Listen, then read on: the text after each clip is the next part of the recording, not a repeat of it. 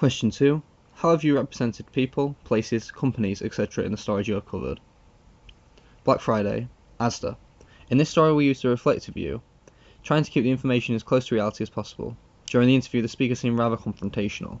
This may not have given Asda the best image, however, many business people have to stay secretive to protect themselves from the media, as they may have thought we were trying to create a negative image for them. Adding to this, it could be seen as the speaker being loyal to his company, and trying to prove how well the situation was handled. Following this, we covered a story on drugs, steroids. In this we may have represented the offendant's family negatively, as one of their owners is a convicted drug dealer. Even though it isn't their fault for his behaviour and actions, it is unavoidable to look bad, as they have a connection to the convicted. Adding to this, many would say he dug his own grave for breaking the law and deserves negative publicity. This is where me and my group decided not to give both sides to the story. Common in the media for stories focusing on the negative value, the intentional view. We displayed the story how we wanted the audience to perceive it.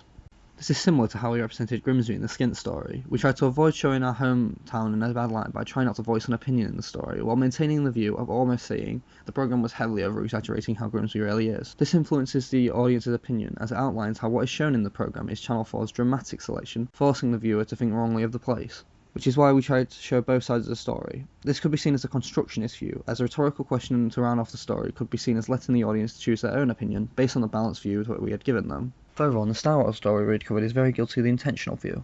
As we voiced our opinions of excitement towards the announcement or release, this would heavily influence the listener's view of the story, as setting the atmosphere of happiness between us will brighten the mood for the consumers. As well as this, the editing choices we had used to make the public's opinion seem heavily in favour of Star Wars just like us, so this would make the listeners feel as though liking it is a normal thing to do. Adding to this, it creates a positive image for Disney, as it shows how they bring joy to many. Linking this to the other Disney story we had covered, the Frozen house. In this story, unintentionally, we made it seem like we disliked Frozen, and this may have had an impact on the public's view, as Calm's negative tone may have made it seem boring, creating a negative light for the artist and Disney, as it may seem that we represented Frozen as being boring.